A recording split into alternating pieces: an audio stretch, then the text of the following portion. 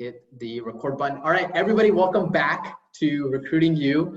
We're excited. Both of us respectfully have started to rep. We've got the swag, the gear, there it is.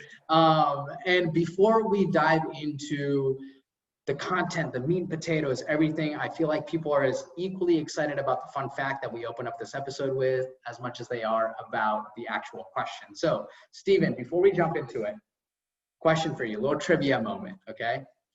So New York, California, Texas obviously top the list in the US of the most Fortune 500 companies concentrated in those respective states. But what state in the US has 16 Fortune 500 companies in 2020? Oh, that's easy. That's like the total softball question. So I've lived in that state since 1988, and it is the blue state at the top center of the map, the great state of Minnesota. The state bird is the mosquito.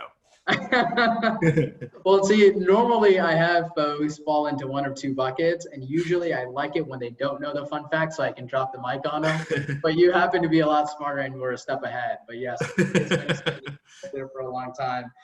And, you know, as we go through the questions, obviously very experienced. That's the reason why I wanted to have this conversation with you. And as we go through the question, you can give us your introduction and some background, some context, but play this hypothetical scenario with me. And it's happening across, I think, every company, almost all companies right now.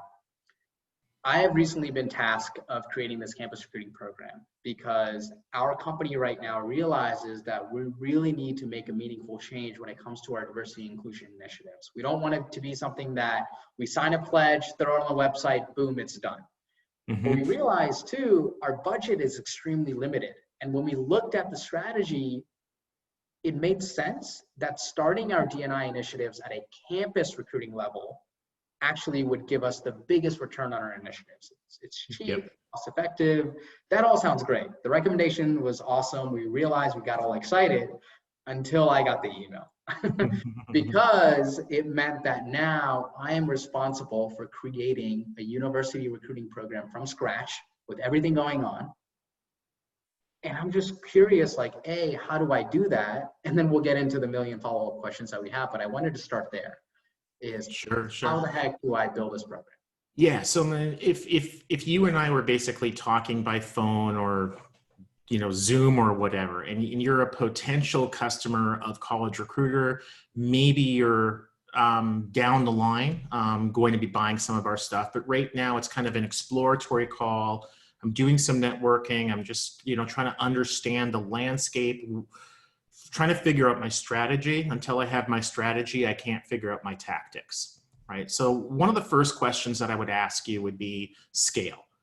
What's the size of the program? There's a huge difference in what we would recommend at College Recruiter to an employer that's hiring, say, 10 people a year versus 100 versus 1,000 versus 10,000. So there are very few organizations that would start a college recruiting program and go right to 1,000, let alone 10,000, right? So we're probably talking somewhere between 10 and 100 would be for most organizations that are starting a campus recruiting program. That's what they're looking at. Yep, that's the sweet spot for us. Yeah, so, you know, to hire 10 students a year is also really different than hiring 100. You can hire 10 students a year if you're in a decent sized metro. I'm in Minneapolis, you're in Chicago. You don't even have to venture outside of your metro area, in either metro area to hire 10 people. Now you might want to, and we can talk about the reasons why you'd want to, but I wouldn't, in a non-COVID year where you'd have a lot of college recruiters getting on planes and flying all over the country, I would never recommend that if you're only looking to hire 10 people, unless those 10 people are just sort of really difficult to hire. You know, aeronautical engineers. Well, there might only be 5 schools in the country that have that program, so you might just need to do that. But for the vast majority of campus recruiting programs, you're going to want to first really identify the kinds of talent, the kind of talent that you're looking to seek. And you've already done some of that, right? You want to create a program that's going to improve your diversity, your equity, your inclusion. Some of that is gender with a lot of positions. Some of that is race, but don't forget about military veterans. Don't forget about people with disabilities, both physical and mental. Don't forget about people with different socioeconomic backgrounds. And diversity should also mean about life experiences. So, the area of the country that we're both in, there are a lot of Big Ten type schools. University of Illinois, University of Minnesota, where I went to. The kind of person who goes to a school like that is really different than the kind of person who goes to a community college of 300 students in a rural area of Wyoming. And that candidate's diverse too. So you really want to define what your organization means by diverse. That's a goal. You really want to quantify that, make that objective, because if you can't measure it, you can't manage it. If your CFO or your chief human resource officer has tasked you with this, hey, Rashiv, I need you to go and bring in a diverse class of interns, right?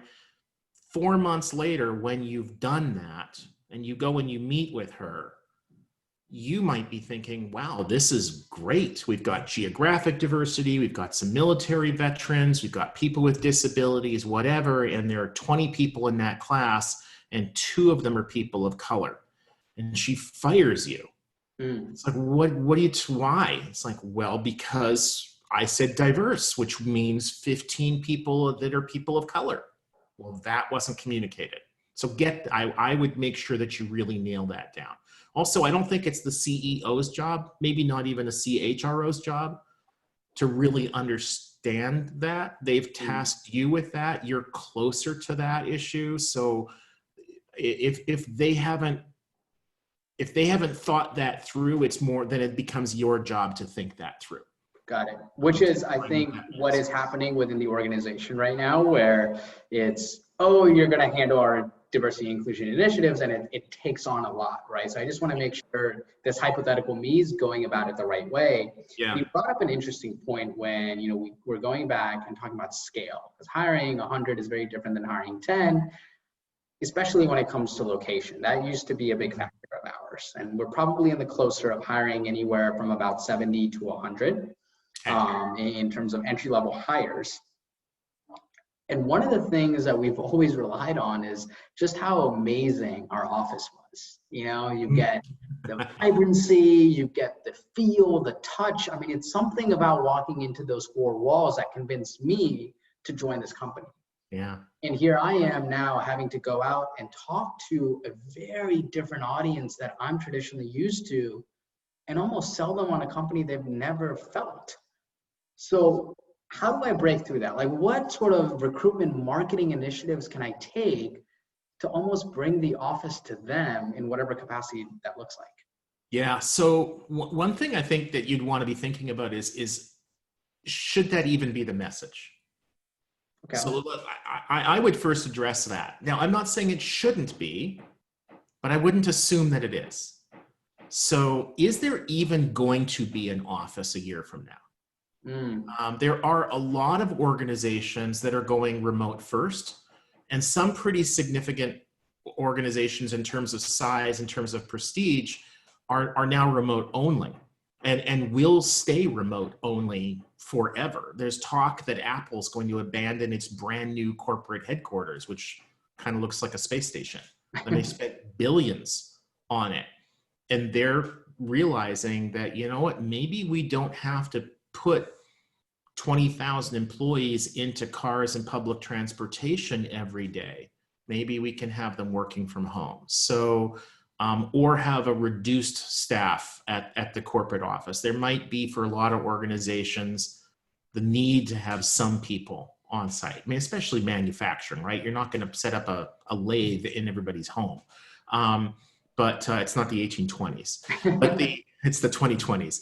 Yeah. So I would first really want to understand are these people actually going to be working in the office? Is that going to be right away? Next summer, say if they're going to be interning, are they going to be in the office? There definitely are some organizations that need to be doing that. There's some organizations that don't need to be doing it, but still are doing that. Like one of my nieces works in a food production facility in Canada. Well, you can't make pizzas, which is what they do, from employees' homes. They have to be in the facility. Assuming that, yes, they are going to be in the facility, the expression, the picture is worth 1,000 words. Yeah. I think that a video is worth 1,000 pictures. Mm. And so grab your iPhone or your Android phone or whatever you've got and just walk around the office. Like start off in the parking lot and walk in and just start recording a bunch of short 3-minute videos. For God's sake, don't record a 1-hour tour of the building, because as soon as they see that it's a 60-minute video, they're just not going to watch it. Right. But they will sit down, as strange as it sounds, they'll watch 23-minute videos, much more so than they'll watch one 60-minute video. Same amount of time, but it's just snackable content. So I would do that. I would encourage you to also have short videos, and people can record them themselves, of the hiring managers, of their coworkers. So if you're going to be hiring mechanical engineers, and they're all reporting up to Cindy, the hiring manager, and Cindy's, 35, 40, 45 years of age, whatever. She graduated 20 years ago. Have Cindy record a little video, and it, not a job posting, not a job description, not, reading from a script, this is the corporate PR approved content or whatever, but how did she get into this? What's her background? What does she think makes for a successful candidate? What does she want to see when she is thinking about hiring somebody? What does she not want to see when she's thinking about hiring somebody? If somebody's thinking about interning with us so that they can come here for 2 or 3 months and get great experience and then go off to Silicon Valley and get hired by Apple, please don't apply. Because what our intention is for this internship program is that you're going to become a full-time entry-level employee upon graduation. So that's really important to us. We're not just a place for you to get experience. Have her really communicate that. Walk around the office with your phone and show them what the work environment would be like. And I think be candid. Everybody knows about COVID. There's no pussyfooting around it. There's no spin to be done. We're all working from home because of COVID. People get that. And they'll understand if they look at the Cube farm and there's nobody sitting there, right? 2 years ago, if you showed a video like that, people would be thinking one of two things. Either you're expecting massive growth really soon, and so you've moved into much larger office space that gives you room to grow, or you just had a huge round of layoffs. So either way, you're going to have to explain that. Yeah. Now, hey, it's COVID. We've got everybody from home, but hopefully by next summer, we'll be able to start bringing people back in here, and this is where you'd work. And this is Cindy, who's going to be your manager. So paint a picture with video. So I'm taking the notes here, and one soundbite that I kind of gathered, you'd mentioned snackable content, right? Yeah. Like this is that is, I feel like, the true litmus test when it comes to a candidate, right? Like when you can humanize the process, and that's what I've been hearing a lot. And obviously it's no secret that, again, going back to the true problem at hand is, look, we want to really improve our diversity and inclusion initiatives. Yeah. So I'm sure we're going to have to put out content that speaks to how we're a diverse company, how we're a company that has inclusion and belonging at the core of our DNA. Yep. And you brought up another interesting soundbite when, Cindy, I believe, was the HR manager that said, hey, look. Well, you report to her. So I report to her. That's right. I gotta know. You said, okay, Cindy doesn't want these candidates right? Like figure out what she's going to filter out. From your experience, what are some companies that have kind of gotten it wrong from a content standpoint when they're trying to show their D&I initiatives? Like, is there anything to either avoid because it looks too fake, too stuffy? Like, talk to me about this. Yeah. So I won't name names of organizations that are doing this now, in sort of in fairness to them. And also because I don't really want to get on their wrong side. I would rather, I used to be a big part of what's called the Candidate Experience Awards, which is run by an organization called the Talent Board. Jerry Crispin was one of the people who started it, and it's just a great group of people. And they helped me see the value in the carrot more than the stick approach. So rather than calling out companies for doing the wrong thing, what they said about doing was to call them out for doing the right thing. And the companies that were doing the right thing would then model that behavior and hopefully pull the others along. And they've been a big reason why the candidate experience is so much better now than it was, say, 10 years ago. When I was in school, I worked for what was then one of the 17 Fortune 500 companies in the Twin Cities, Honeywell, before it was acquired by Allied Signal and moved out to New Jersey. Honeywell had, just down the hall from where my office was, they had an office of, what was it called? I think it was called Office of Affirmative Action. And quite frankly, it was probably the least trafficked office in the entire corporation. Nobody wanted to go in there. And I was in an HR legal kind of an office, and we stayed away. You'd think that we would have been in there meeting with them all the time, but it was like this little isolated pod. And basically all they were interested in doing was creating numbers that would demonstrate that we legally hadn't discriminated against people of color, et cetera. It wasn't actually changing corporate behavior at all. And it was seen as just sort of this business necessity, not as part of the goal. So organizations that try to pitch candidates on their diversity hiring initiatives, I think are missing the point. I think that today's students and recent grads, primarily Gen Z, and maybe you have a few younger millennials, but I'm a Gen Xer, so we're way past that point. The older millennials are now in their late 30s. They're way past that point too. You're talking to people who are by and large in their early to mid 20s. They're so much savvier at sniffing out the BS that if you talk to them about your diversity hiring program, what that says to them is that you aren't diverse.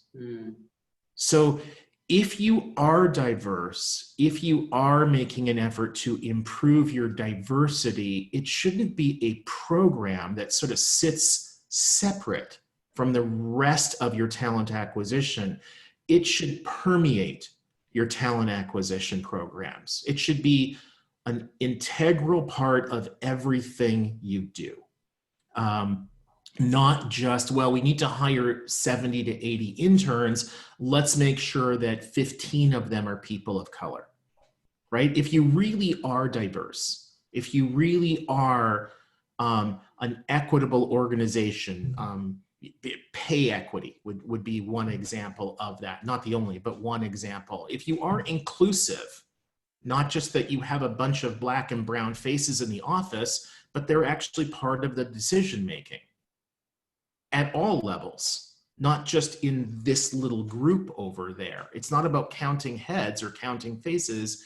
It's about the entire organization and the entire culture. Then it's easy to showcase that. I think the organizations that have the hardest time with that are the organizations that are the least diverse and don't actually want to be diverse. They want to put lipstick on a pig. So if your organization is really struggling to communicate how you're diverse, equitable, and inclusive, it's probably because you're not diverse and you're not equitable and you're not inclusive. So fix that before you start talking to candidates, because they're going to smell the BS. That's a very good point. It's, you know, we're so far past the point of corporate brochures where candidates walk up to your table and pick up a brochure and see photos of all the happy employees and just accept it as true because they kind of had to. Like, you know, your CHRO, if she's 45, 50, 55 years of age, then she kind of came of age before there was an internet, and it was pretty hard to actually see who works at an organization. Now there's this thing called LinkedIn. You can jump on Facebook. You can jump and go on YouTube and see videos, good and bad. There's no hiding from it. So embrace it, own it. If we had a client a couple years ago who was an insurance company, and a sales manager was brought in to replace the old sales manager. And the first thing this guy said to me is that every single person in his office, there were like 20 or 30 salespeople. They all came from the same school, the same fraternity, and he joked with me that they all had the same haircut.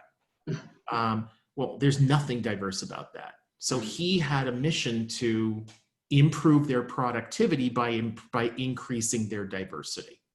And so he owned it. He said, we're not diverse. And that's part of what we're changing. If your organization is not diverse, own it. Say it. I mean, I think two things I walked away with from that standpoint, right? So let's say if you and I were physically, like you are the candidate on the other side and I'm in charge of this initiative, and after some digging, I found out, hey, the reason why we're putting this initiative together is because we realize we aren't diverse, we aren't inclusive. And the reason why you stood out to me, in addition to all your qualifications, regardless if you come from all these different, you make up, like your individual characteristics make you, the hire that we're looking for is going to help us move that needle.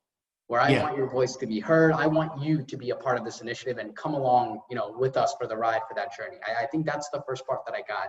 Yep. Second part, going back to the snackable content that we have access to internally, how are people having their voices heard? How are people making an impact throughout the business, right? And whatever individuals they look like, whether it is just based on color, whether it is based on experiences, and having them share that based on video. That way candidates can sort of test for themselves, wow, okay, if a manager has come from this school, looks like me, but he or she was the one that brought in that big client when everyone said, no, we can't do that. Mm-hmm. That smells something different. It smells real, it smells true. Mm-hmm. Last question before we wrap it up is thinking through the numbers, right? Yeah. Like we're starting and creating this university program from scratch. I have read through so many blogs on every single SHRM, HR, NACE website you can imagine. I'm talking page 11, trying to figure out the top 3 metrics that I really should be focused on. Yeah. Right? And you know, I mentioned that I'm closer to that upper quartile of 70 to 100 hires. Yep. I hear cost per offer, I hear cost per hire, I hear tools. Well, like, break it down for me. Top 3 metrics I should be focused on, and that should be my true north for the remainder of 2020. Yeah, no sweat. So in terms of what your budget should be. Okay. NACE, National Association of Colleges and Employers, which is the biggest trade organization or association that's in that space. So first of all, you should join it. They've got new leadership, and one thing I've seen with the new leadership is that they are much more responsive to a lot of their members, and they are, without any hesitation, putting themselves forward with diversity, equity, inclusion. I'm not saying that the old leadership wouldn't have done that, but until George Floyd was killed a few miles from where I live, this country hadn't really looked at himself in the mirror. It had been some people, we forget about it, we move on, then something else happens. And this summer summer COVID, summer of George Floyd. So I think that the new leadership has been really courageous, probably have upset a lot of their members. And if any member is upset about increased emphasis on diversity, then good riddance. It's like, go away. But the NACE reports that for students recruited on campus, which that's not going to happen this year, the average cost of hiring someone on campus is, I think the most recent number is something like $5,600. So a lot of organizations might say, oh, it doesn't cost us that much because we just attend a career fair or 5 career fairs and we pay a couple $100 a booth. So call it $1,000. We hire 10 people. That's $10 per hire. It's like, well, wait a second. You've also got a staff of 3 that's in your university relations department, and they're traveling. So there's airline tickets and there's hotels and there's wining and dining professors. You've got to include all costs associated with your university relations program, including staff time. Staff time is by far the biggest cost for most organizations. So when you start doing that on campus recruiting, because of the travel that's involved, it's very labor intensive, and it's not at all unusual when we're hearing $4,000 at the low end, $15,000, sometimes $20,000 at the high end for the average cost of hiring a student through on-campus recruiting. Yep. Now, virtual recruiting, which I don't really like the phrase because it sounds like it's not real, but basically it's off campus. It's job boards, it's social media, it's virtual career events, it's networking, it's basically anything other than going onto a campus, physically going onto a campus. Those costs tend to be about 1/10 of that. So I think that after this 2020 to 2021 school year, the vast majority of organizations are never going to go back to any on-campus recruiting at all. They're going to do it 100% virtual, which a lot of organizations were going in that direction anyway, and some of them were. I think you're going to see a lot more organizations, a sizable minority, becoming school and even major agnostic. And what I mean by that is we don't really care what school you went to. We don't really care what your major is. You're a liberal arts major. You've demonstrated an ability to think critically. We can teach you how to read a balance sheet, but we can't teach you how to think critically. So we'll hire a liberal arts major for an accounting position, management consulting position. You don't have to be an accounting, economics major, finance major, etc. That also is going to bring down the cost per hire. So I think rather than looking at a cost per hire of $5,000, $6,000, $7,000 for a typical organization, I think you're going to be looking at $1,000.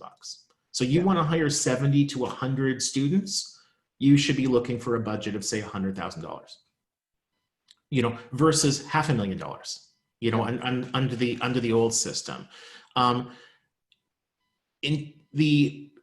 Another thing to consider is if you're looking for say 100 hires, how many applications do you need to get for that?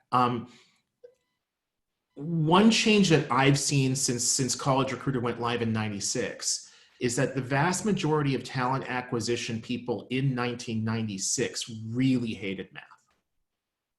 And today, the vast majority love it. So it's a lot easier to talk to somebody who's stereotypically Gen Z or millennial versus Gen X or baby boomer in this industry about numbers. So what we hear from the mostly large employers that we serve is that they will hire roughly 1 in 20 people who apply.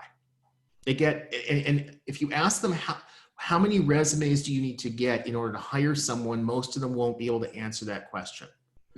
If you ask them how many resumes you get for each person you hire, which is the same question, just phrased in a little different way, is it 10? Is it 20? Is it 50? On average, it's about 20 applications. They reject 19, they hire 1, or they might actually only reject 16, extend 4 offers, and 1 of those people says yes. But it's about 1 in 20. That's 5%. So if you're hiring about 1 in 20 applicants and you want to hire 100 people, you take that 100 people, you multiply it by 20, you now need to get 2,000 applications. Yep. And so now how do you get 2,000 applications? They're probably all going to apply through your applicant tracking system. The applicant tracking system companies report that about 6 to 8% of the people who go to the ATS will apply. So let's say that you do a great job and it's 10%, and the math is a little bit easier too. If you need 2,000 applications and for every 10 people who come to your ATS, only one applies, you now need 20,000 people to go to your ATS. Okay. If you're at 5%, which wouldn't be unusual, you now need 40,000 people to go to your ATS. Now, most people in talent acquisition would be like, 40,000 people? I only want to hire 100. It's like, yeah, but there's huge drop off at every step. So when you're designing that university relations program, you need to engage well enough with 20 to 40,000 people that they will go to your applicant tracking system. Not just your website to look at a video of what the office looks like, but actually go and look at the job postings, okay? How many people do you need to engage with in order to make that happen? You're probably talking another tenfold. So 20 to 40,000 people going to your ATS, you probably need to engage with 200,000 to 400,000 people. And that is a scale that the vast majority of university relations people don't really grasp. But when they start to think about the program and how many people they meet and all the things they're doing, it's like, wow, yeah, I guess we probably did talk to 200,000 people in some way. That it might sound like a crazy big number, but there are about 20 million currently enrolled students in the US at any given time. So, you know, if you're talking to 200,000 of them, you're only talking to 1%. Yeah. And again, it's not you personally, it's all sorts of means.